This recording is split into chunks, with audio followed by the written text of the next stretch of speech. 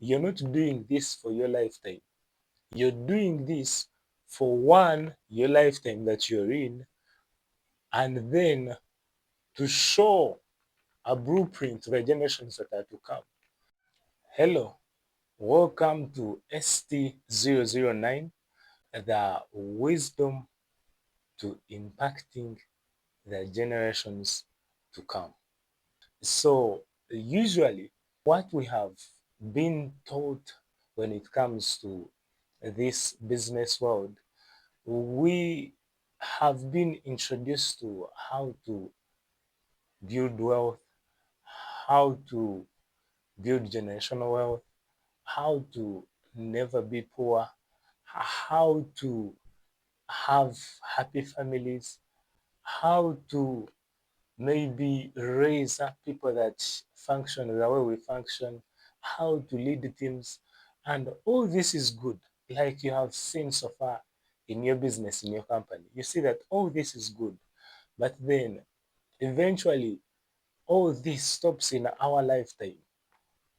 All this that we are doing stops in our lifetime, and once we are long gone, that we have left, however much we may try to call it the legacy or generational wealth, it will stop. Yeah, a time will reach and it will stop.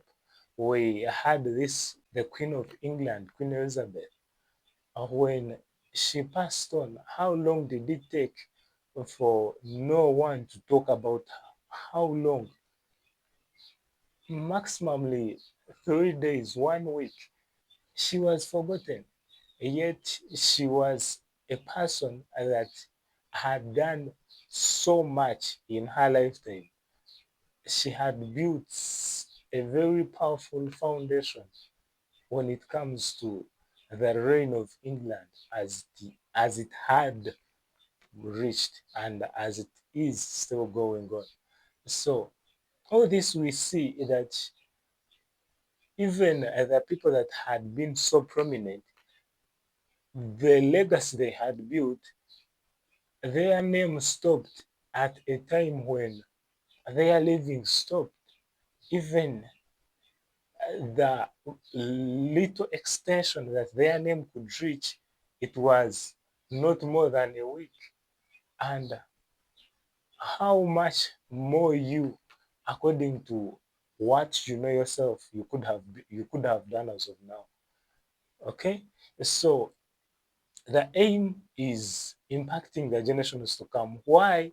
Because as manifested creatures in this life, our role is not just create wealth. Yes, you're in business, you're making money, being a very good philanthropist, and which is all good. But even if you're a philanthropist, there are many philanthropists, and a few of those philanthropists will be known in the generations to come. So this is the episode that you will need for you to really impact as you're supposed to impact and be so intentional in your acts. Be so intentional. This episode is going to help you be so intentional in your acts as you are meant to. So, I want to start by saying that there is nothing I'm going to say that is new to you. Everything I'm going to say is to stir up what is already inside you that you may bring it to the manifestation. And to what I will say, some who might act irrelevant to you, reason being, you might not see your capacity available to manifest it only because your consciousness has not been informed about this. But inside you, there will be an inner witness confirming whatever will be steering you up to, and that all this is achievable, all this you still can do it in this lifetime that you're in. So, allow me start on by kicking in that This that I'm sharing, I once tackled it in ST006, though I wasn't so intentional like I am in this episode. And still, this was one of the, I love calling it one of the greatest kings, but he is actually the first greatest king and still the greatest king until Christ came. So, the greatest king that ever lived on this earth, the greatest king that ever lived on this earth, King David, and he in Psalm 71, as he was singing this song, you will get more understanding in today's session than you ever had, like you ever had. And when we go into his Psalm of 71, specifically 18, I'm using the King James Version, KJV. It reads that this is his song that I'm speaking. I'm not going to sing it. Yeah, my singing capacity is also, you know, yeah, so my machines were stolen. Now, he sang saying that now also when I'm old and gray headed, oh God, forsake me not, until I've showed thy strength unto this generation and thy power to everyone that is to come. So this was a song of a man that carried too much vision. Remember, this was still in his youthful stage. And as he was singing it, he already saw his days to come. He was singing, seeing his end of times. He was already seeing his old age when he's already gray headed. My good friend, by just okay, allow me to first move away from the topic and bring you to this consciousness and awareness that yes, I know you could be in your 38s, 40, late 40s, but you don't have to be anxious whether you will reach your 80s. That should never be your issue.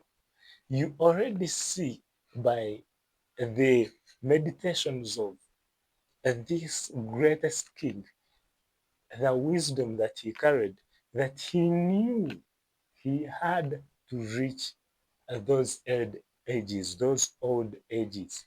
He knew he had to go into those moments of the gray-headed, and he knew that this God would not forsake him. And what does it mean by forsaking?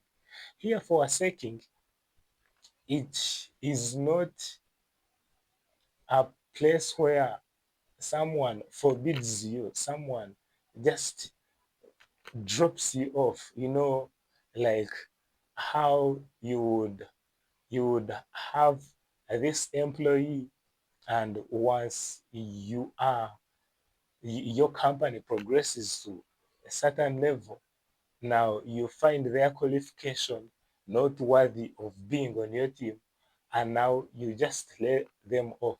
Okay, or like how this moment in COVID, where some of you you were laid off from those great jobs, and that's when I call it sense, when sense had to come into your mind that you had to be the the CEO of your business, or the founder that you are now. Yeah, so I'm not talking of that kind of laying off, that kind of forsaking, no. The forsaking we are talking of right now is, if you go back into the original language that was being used when this man was singing, the language that he used, okay, the language that was there then was he used the Hebrew language. And in the Hebrew that he used, that word, it is azab, and the pronunciation is auzab, auzab. So there are a lot of those communication phrases. Is it apostrophe? Then uh, those signs, you understand them. So it is auzab, and that auzab, it it means, there are many meanings, but among the few, that word means to leave, stroke to forsake, which is to depart from, or leave behind, or abandon, or neglect. And the second one is to loosen or to free. That is like to set free a person, or to let them go, or to release them. Then the third one is to restore, but this is not usually used. So the major ones are the first two: to live out of our sake, which you had, which almost everyone understands. But here in this scripture, it was to loosen or to free, which means to set free, or to let go a person, or to release them. As in his cry here, this mighty king, he was pleading, asking that in his old age, when he's gray-headed, his God should not release him, should not set him free, as in, should not allow him to die. Okay, you get? So he should not let him go until he should not take him back to himself until he has showed his strength and to the generation and to his generation, and power to everyone that is to come, and power to everyone that is to come. Okay, allow me now start after building that foundation. Most oftenly, according to the status quo we are raised in, we perceive ourselves according to that society that we have come in, and we limit our possibility to the society that we are in. I know you could have broken, actually, you have broken out of your society, and by just the virtue of your results, you see that, and everyone can see that you're not one of them, you're not one of your society members. But beyond that, we have neglected the identity that we carry, which is that we are manifested beings. And because we are manifested people, we manifest from what we carry from the inside of us into this world. And for everyone that is manifested into this world, they are manifested in to impact the generation they are in, and to show that mighty power on the generations that are to come. So, you personally being manifested into this world, into this realm, you are manifested to impact this generation by solving the challenges that you're already solving, and some that you know you have to solve.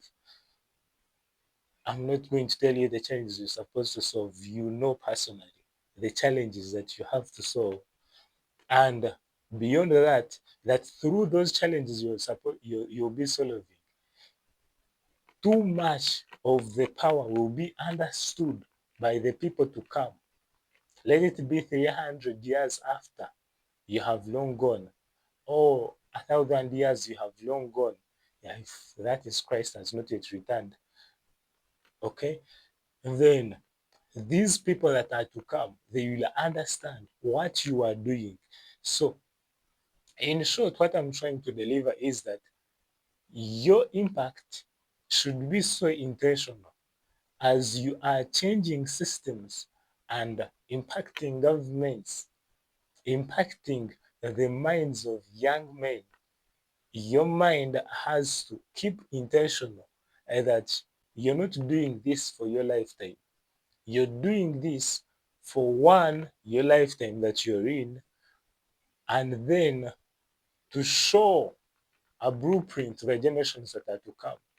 The generations that are to come need your foundation, need your grounding to understand how much you carried and how much they too have to do when it comes to the generation that they will be in. So, this is the wisdom that you need to know, that your actions have to be one, intentional, two, they are to impact this generation, and three, the generations that are to come, they have to read your mark and know how much they have to do and how far they also can stretch. Remember, we are doing better than the generations to come because in our time we have better resources, better revelation, better understanding, better people that are opening our minds and consciousnesses to this understanding. For example, the men that were there before and the business people that have your mentors that have helped you reach where you are, they were foundations to leading you there. But they could only impact to that level because that's how much they knew. But you can also mentor the generations that are to come. Like we are talking of generations that are to come because you know you're not just supposed to mentor people that are in this lifetime. So this king, he knew he didn't just mentor the people that were there and the kings that came after. He mentored us too. He's mentoring us too from his songs. Like these are songs from which we are deriving the understanding that we need.